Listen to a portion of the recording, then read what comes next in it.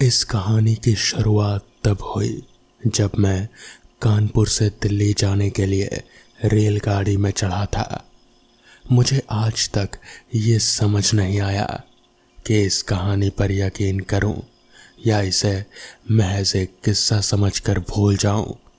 जब भी मैं इसे एक किस्सा मानकर भूलने की कोशिश करता हूं तो मुझे वो शख्स याद आ जाता है, वो शांत सा चेहरा और उस पर उसकी अजीब सी मुस्कान।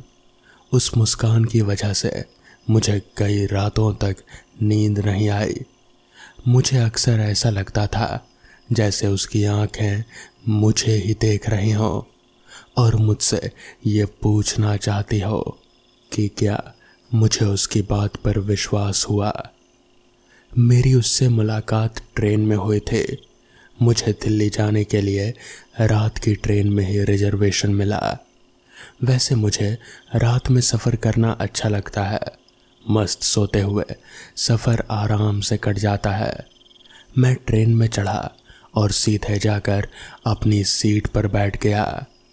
रात का समय था, इसलिए मैंने अपने बैग से चादर निकाली और बस सोने की तैयारी करने लगा। तभी सामने वाली सीट पर बैठे एक शख्स ने मुझसे बात करने के अंदाज में मेरा नाम पूछा। मुझे बहुत नींद आ रही थी, इसलिए मैंने लापरवाही से जवाब देते हुए कहा, अभय। उसने मेरे जवाब देने के तरीके पर ज़रा भी ध्यान नहीं दिया, क्योंकि वो तो मुझसे बात करने की दिलचस्पी रख रहा था, या फिर उसे नींद नहीं आ रही थी, इसलिए उसने मेरी भी नींद खराब करने की सोची। उसका पहला सवाल मेरी तरफ आया, क्या आप दिल्ली जा रहे हैं? मैंने बस हाँ में सिर हिला दिया। इसे मेरी आंखें समझ नहीं आ रही। मुझे बहुत नींद आ रही थी। मैं मन मन सोचने लगा, लेकिन मेरे मन की बात उसे कहाँ सुनाई देने वाली थी। वो तो बस बोले ही जा रहा था, आप कानपुर के रहने वाले हैं या बस घूमने के लिए आए थे? वैसे आप काम क्या करते हैं? उसके ये सवाल मुझे तीर की तरह चुभ रहे थे, इसलिए मैंने उससे कहा, भाई एक एक करके पूछ ले, इतनी भी क्या जल्दी है? सवाल जवाब के लिए तो सारी रात ही पड़ी है। और मैं कानपुर का रहने वाला नहीं हूँ, यहाँ अपने रिश्तेदार से मिलने आया था। और काम क्या करता हूँ ये बताना ज़रूरी है क्या? उसने एक लंबी सांस ली और फिर कहा, ज़रूरी तो नहीं है, लेकिन आपको देखकर ना जाने मुझे ऐसा लगा जैसे आप एक लेखक हैं, इसलिए बस उत्सुकता से पूछ लिया कि आप सच में लेखक हैं? उसके इस सवाल ने मेरी नींद को जैसे गायब कर दिया। मैं सोचने लगा कि क्या मुझे देखकर ऐसा लगता है कि मैं कोई लेखक हूँ? मेरी तो कोई कहानी भी प्रसिद्ध नहीं हुई। फिर इसने ऐसा क्यों कहा? ये कोई जादूगर तो नहीं? अभी मैं ये सोच ही रहा था कि उसने फिर से आवाज़ दी, क्या हुआ लेखक साहब, किस सोच में पड़ गए? कहीं आपको मुझसे डर तो नहीं लग रहा?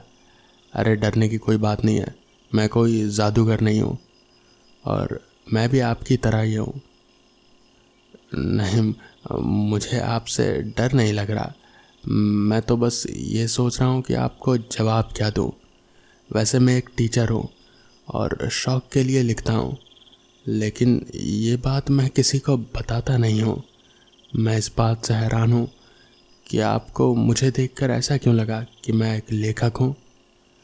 उसने हंसते हुए कहा, जादू से, और मुझे ये भी पता है कि आप बचपन से ही लेखक बनना चाहते थे। बस इस बात को लोगों से बताने को डरते हैं, कहीं कोई आपका मजाक ना उड़ाए, इसलिए आप डर कर छुप छुप कर लिखते हैं। लेखक साहब, एक दिन लोग आपकी कहानियों को ज़रूर पढ़ेंगे, मेरा विश्वास करिए। और ये बात कहते हुए उसके चेहरे पर एक अजीब मुस्कान थी। अब मुझे सच में डर लगने लगा था। ये मेरे मन की बातों को भी सुन ले रहा है और इसे मेरे बचपन के सपने के बारे में कैसे पता चला? ये ज़रूर कोई भूत है। मैं अपनी सीट बदल लूं या ट्रेन से ही उतर जाऊं, ये मुझे कहीं कुछ कर तो नहीं देगा। मेरे मन में अजीब से ख्याल आने लगे। कहीं ये मेरे ज़िंदगी का आखिरी सफ़र तो नहीं होने वाला। ये सारे ख्याल अंदर ही अंदर मुझे अब डरा रहे थे। लेखक साहब, किन ख्यालों में खो गए आप? अरे डरने की कोई ज़रूरत नहीं है, मैं कोई भूत नहीं हूँ। ये देखिए मेरा टिकट। ऐसा कहकर उसने जेब से एक कागज़ निकालकर मेरी आंखों के सामने से घुमाया और फिर तुरंत उसे वापस रख लिया।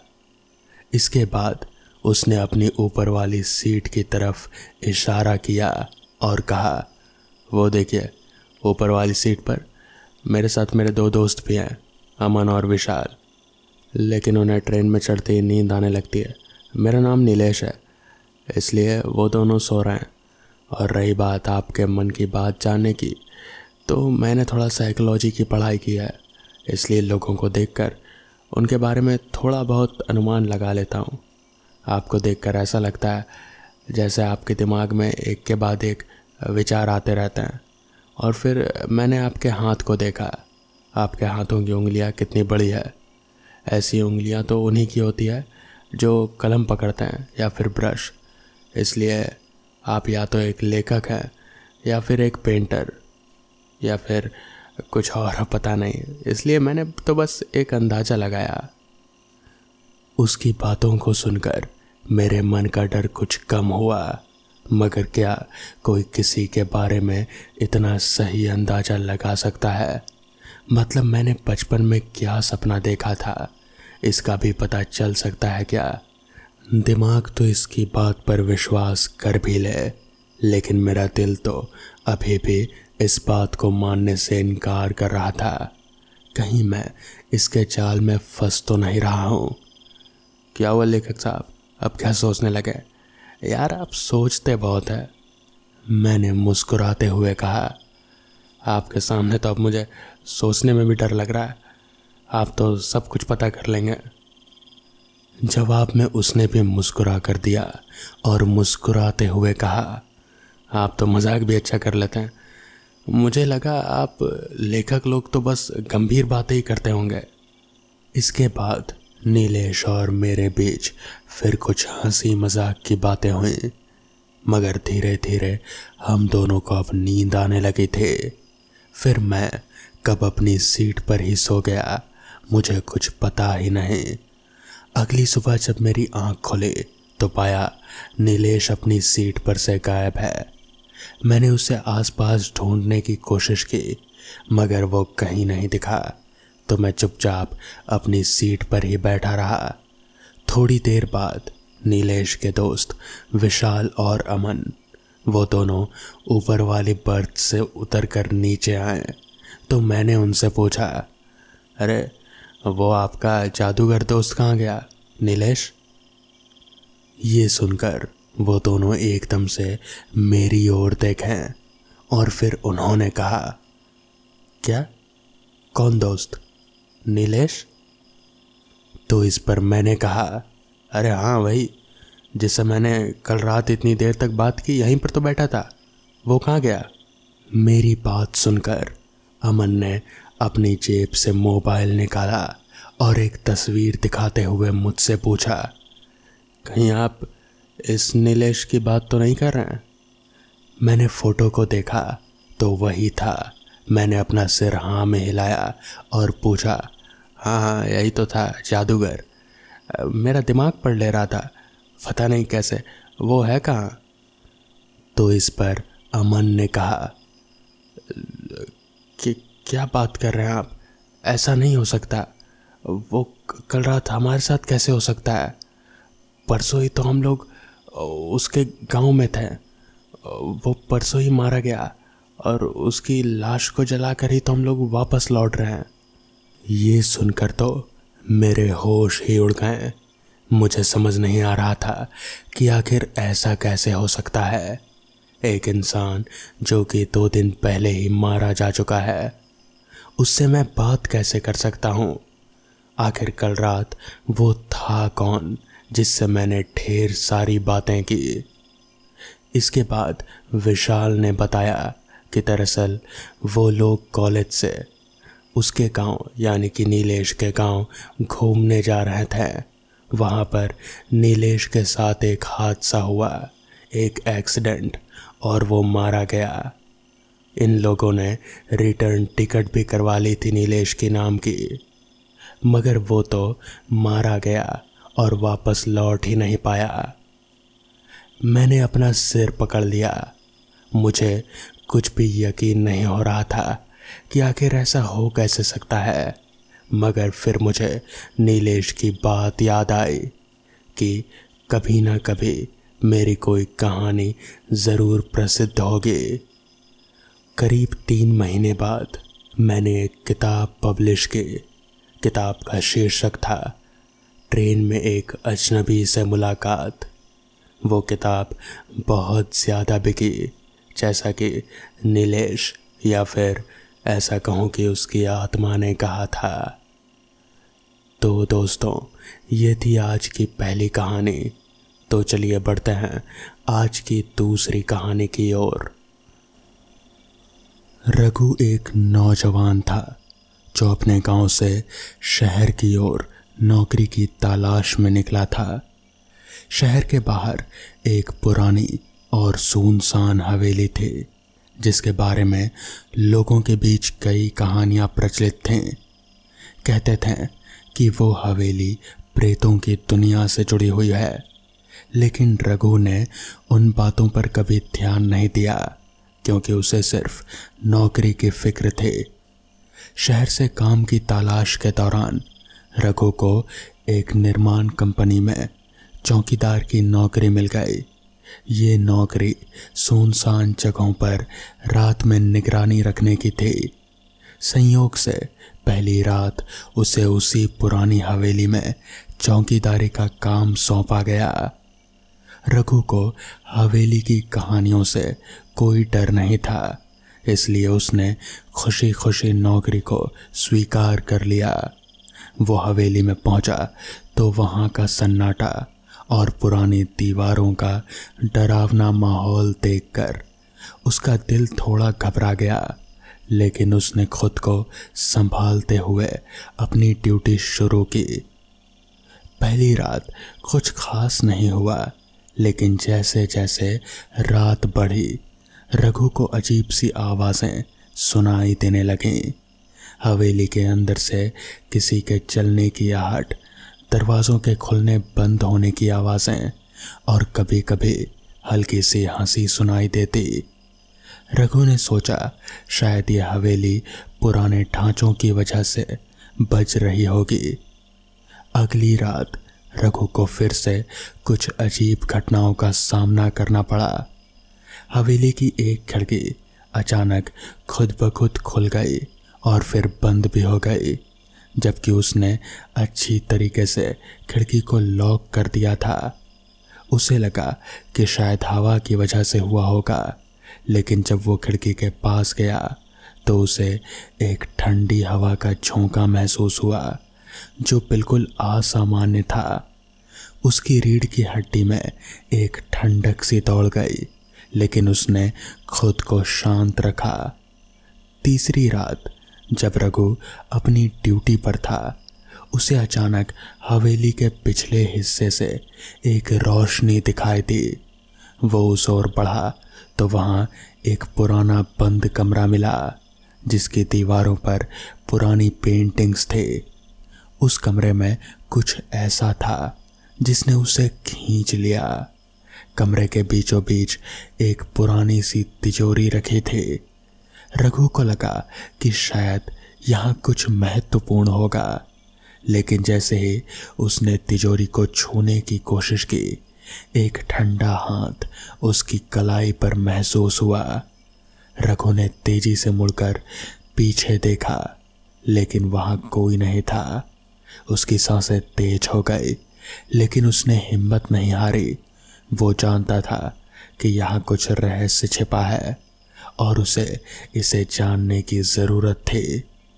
चौथी रात सबसे खतरनाक साबित हुई।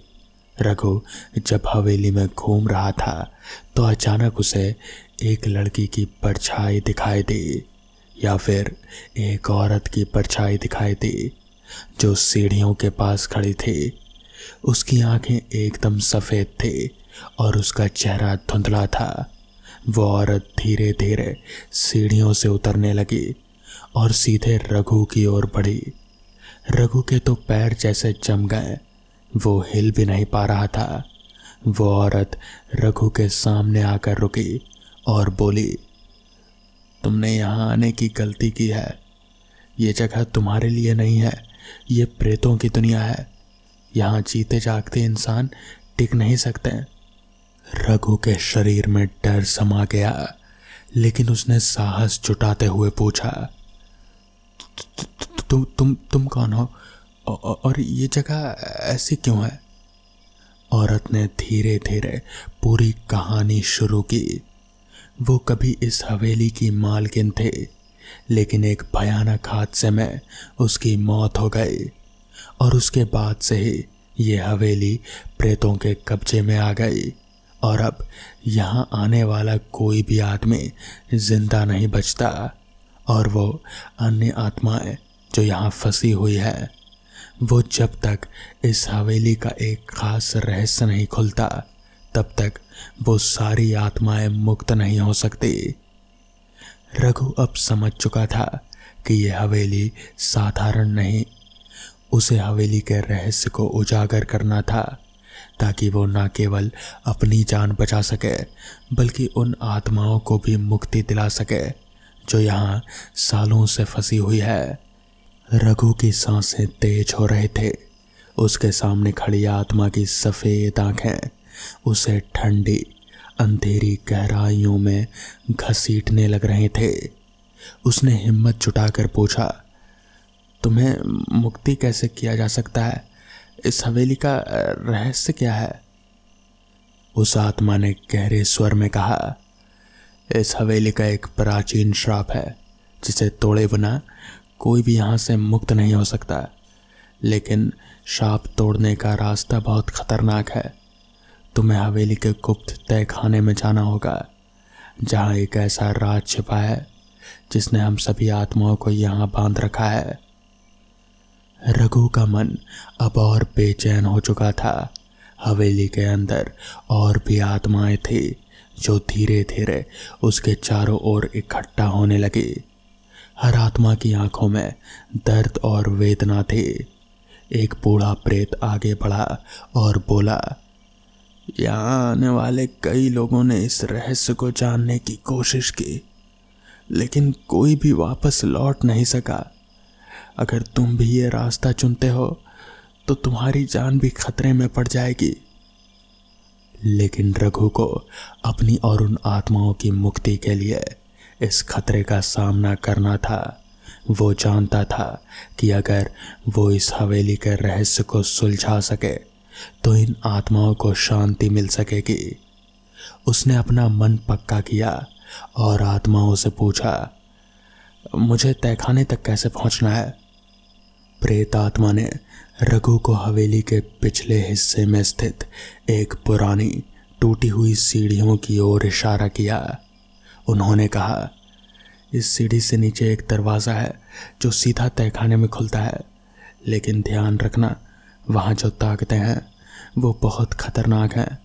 अगर तुमने ज़रा भी गलती की तो वो तुम्हें अपनी दुनिया में खींच लेंगी।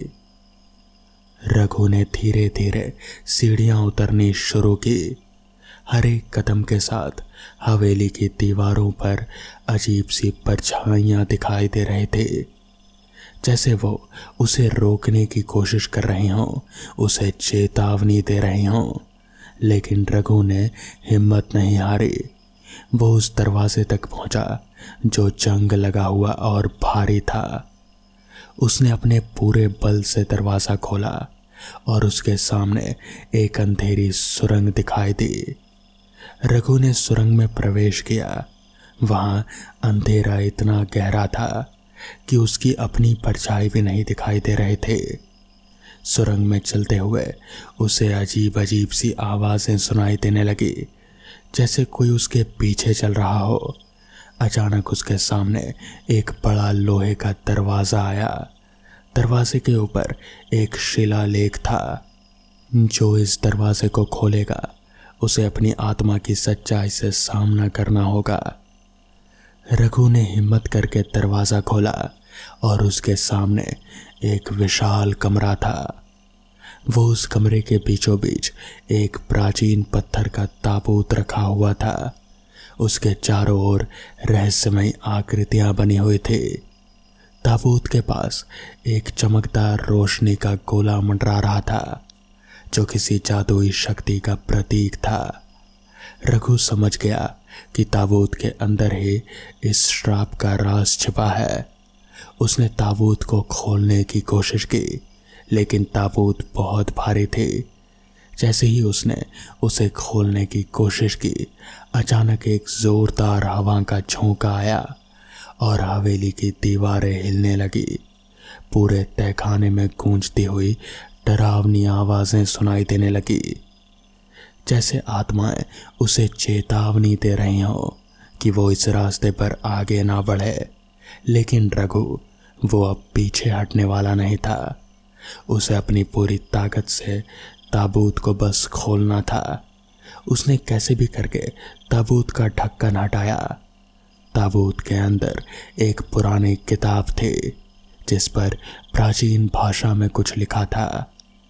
ये वही किताब थी जिसने इस हवेली और यहाँ रहने वाली आत्माओं को इस श्राप में बांध कर रखा था।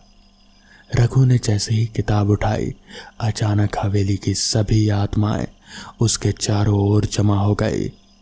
किताब पढ़ने के लिए रघु को उस प्राचीन भाषा को समझना था, लेकिन किताब अपने आप खुल गई और शब्द उसके सामने चमकने लगे।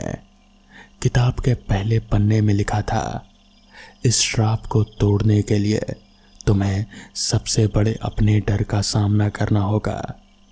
अगर तुमने डर के आगे घुटने टेक दिए तो तुम्हारी आत्मा भी इसी हवेली में कैद हो जाएगी। रघु ने किताब के पन्नों को पलटा और जैसे ही उसने आखिरी मंत्र पढ़ा, हवेली की दीवारें कांपने लगी। अचानक एक अजीब सी शक्ति उसके सामने प्रकट हुई, एक विशाल प्रेत आत्मा जो इस श्राप की रक्षक थी। उसकी आंखों में अंगारे जल रहे थे और उसकी उपस्थिति इतनी भयानक थी कि रघु का दिल तेजी से धड़कने लगा। प्रेत आत्मा गरजते हुए बोली, तुमने हमें मुक्ति करने की कोशिश की है, लेकिन इसके लिए तुम्हें अपनी सबसे बड़ी कुर्बानी देनी होगी। क्या तुम इसके लिए तैयार हो? रघु ने साहस से कहा, अगर मेरी कुर्बानी से तुम सभी आत्माओं को शांति मिलती है तो मैं इसके लिए तैयार हूं। प्रेत आत्मा हंसते हुए बोली, तो तैयार हो जाओ अपने सबसे बड़े डर का सामना करने के लिए। रघु को अब इस आखिरी परीक्षा से गुजरना था। रघु के सामने प्रकट हुई विशाल प्रेत आत्मा, जिसकी आंखों में अंगारे चल रहे थे, हवा में तैरती हुई वो उसकी ओर बढ़ी। उसकी गहरी और गूंजती हुई आवाज रघु के दिल में डर पैदा कर रहे थे। हवेली के चारों ओर फैली ठंडक और अंधकार अब और भी भयानक लगने लगे थे, लेकिन रघु ने अपने मन को शांत रखा, क्योंकि उसे पता था कि बस अब यही आखिरी परीक्षा थी। प्रेत आत्मा ने गरजते हुए कहा, तुम्हें अपने सबसे बड़े डर का सामना करना होगा। यह डर तुम्हें अपनी कमजोरी से परिचित कराएगा। अगर तुमने इसे हराया तो तुम श्राप को तोड़ने में सफल होगे, लेकिन अगर तुम हार गए तो तुम्हारी आत्मा भी इसी प्रेतों की दुनिया में कैद हो जाएगी। रघु के चारों ओर का माहौल तेजी से बदलने लगा, अंधकार गहराने लगा और उसके सामने धुंध से एक छवि उभरने लगी। ये छवि कोई और की नहीं, बल्कि रघु के बचपन का सबसे बड़ा डर था। एक बूढ़ा साधु जो उसके गांव के बाहर झोपड़ी में रहता था। रघु जब बच्चा था तब वो साधु उसे कई बार डराया करता था और उसे अपने पास बुलाता था। रघु ने कभी उस साधु का सामना नहीं किया, लेकिन उस घटना ने उसके दिल में गहरे डर को जन्म दे दिया था। अब वही साधु जिसने सालों पहले उसके मन में डर पैदा किया था, उसकी आंखों के सामने खड़ा था। साधु की आंखें लाल हो गए थे और उसके चेहरे पर भयानक कुटिल मुस्कान थे। वो धीरे धीरे रघु की ओर बढ़ते हुए बोला, तू आज भी मुझसे डरता है रघु? क्या तू इस डर से कभी मुक्त हो पाएगा? रघु ने खुद को संभालने की कोशिश की, लेकिन उसके टांगें कांपने लगी। साधु की उपस्थिति इतनी भयावह थी कि उसकी सांसें तेज हो गई। उसने आंखें बंद कर ली और खुद से कहा, ये बस मेरे मन का डर है, बस मेरे मन का डर है, ये सच नहीं है। मुझे इसे हराना होगा। साधु ने अपनी आवाज को और भयानक बनाते हुए कहा, तू मुझसे भाग नहीं सकता। तू अब मेरी दुनिया में है, जहां डर तुझे हमेशा घेरता रहेगा। लेकिन रघु ने इस बार अपने मन की शक्ति को मजबूत किया। उसने आंखें खोली और साधु की ओर दृढ़ता से देखा। वो अब जान चुका था कि ये बस उसके मन का डर है जो इस भूत या छवि को पैदा कर रहा है। वो साधु की ओर बढ़ा और जोर से कहा, तुम मेरे डर का हिस्सा हो, लेकिन अब मैं तुमसे नहीं डरता। जैसे ही रघु ने ये शब्द कहे, साधु की छवि धीरे धीरे धुंध में मिल गई। उसकी भयानक हंसी बंद हो गई और वो गायब हो गया।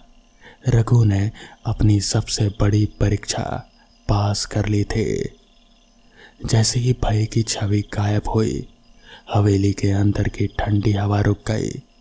दीवारों पर जमी धूल उड़ने लगी और हवेली के दरवाजे और खिड़कियां खुद ब खुद खुल गईं। रघु को लगा कि अब वो सही दिशा में बढ़ रहा है।